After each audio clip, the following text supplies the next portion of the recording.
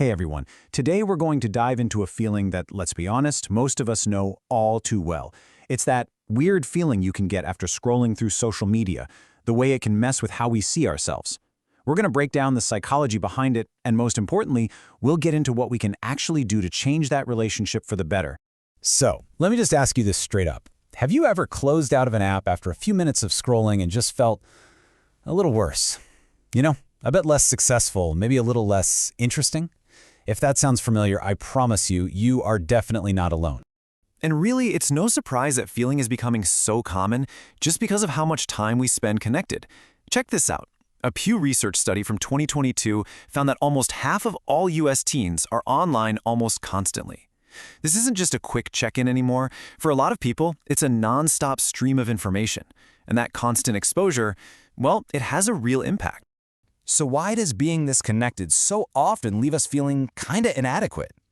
That brings us to our first big topic. We're gonna look at the psychological gears turning behind what's known as the comparison trap.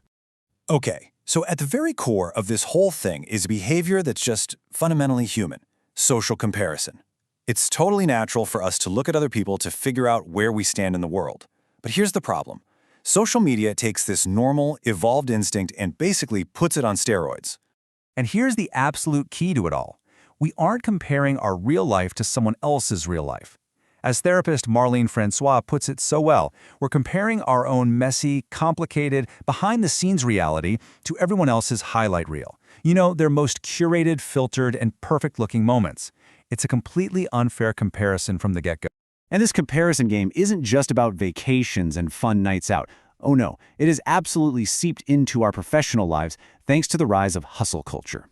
This is that idea we see everywhere online, the one that glorifies nonstop work as the only path to success. It creates this constant competitive vibe where it feels like if you're not always grinding, you're just falling further and further behind. Okay, so we get the psychology now, but what's the actual measurable impact of all this? In this next section, we're going to look at some of the hard evidence that connects social media comparison directly to our mental health. And you know, the data here is, well, it's pretty undeniable. This graph shows a really clear correlation. As the number of hours spent per day on social media goes up, reported anxiety levels climb right alongside them. It's a perfect visual of what so many of us are feeling on the inside. And we're not talking about a small problem here. One recent study found that a staggering 70% of young adults say they compare themselves to others on social media, and that exact behavior is directly linked to a drop in self-esteem. But what is it specifically that's triggering this anxiety? This survey data is super revealing. The top two triggers are seeing content I cannot relate to, which just makes you feel like an outsider, and receiving fewer likes or comments on our own posts. It just goes to show how much we crave validation and belonging, and how social media can really play on that. Okay, that was a lot of heavy stuff. We've looked at the problem, we've seen the data, and honestly, it can feel a little discouraging.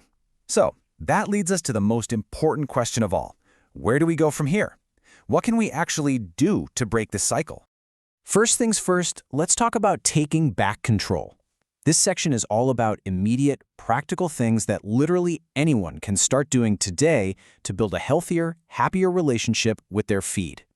So, licensed clinical social worker Marlene Francois Madden lays out 5 really powerful tips. Number 1, actively remind yourself you are seeing a highlight reel, not the full messy reality of a person's life. 2, curate your feed. Seriously, you are in charge. Unfollow accounts that consistently make you feel bad. It is your space. 3, try to make your experience more sociable. Instead of just mindlessly scrolling, actually engage in conversations. 4, confront the comparison. When a post gets to you, just pause for a second and ask yourself, why? What insecurity is this poking at? And finally, the simplest one of all, just reduce the amount of time you spend on these apps, even if it's just by a little bit each day. Those tips are fantastic for managing your day-to-day habits. But for those of us who want to go deeper, who want to create a more fundamental shift in our thinking, well, there is a powerful, clinically proven approach we can look at. It's called cognitive behavioral therapy, or CBT. And maybe the easiest way to think about it is like physical therapy, but for your brain.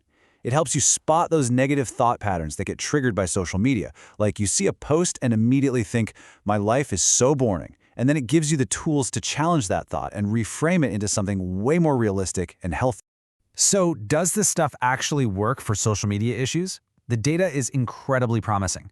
One study that applied CBT to this exact problem found a 55% decrease in compulsive social media use. I mean, that's a huge shift in behavior. And it wasn't just about using social media less.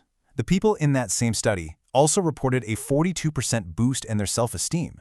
They were actually feeling better about themselves. And maybe the most important finding of all, the study found a full 50% reduction in anxiety after the CBT program. When you put all those numbers together, it shows this powerful, positive shift in a person's overall well-being. It's amazing. So after we've looked at the psychology and the data and the solutions, it all comes back to a really simple but powerful idea. This quote just says it all. Stop looking for magic outside yourself. You are it. Our worth isn't something that's measured in likes or how we stack up against somebody else's perfectly curated feed. It's just in us. So maybe the real question isn't how we can win the comparison game, but how we can just stop playing it altogether.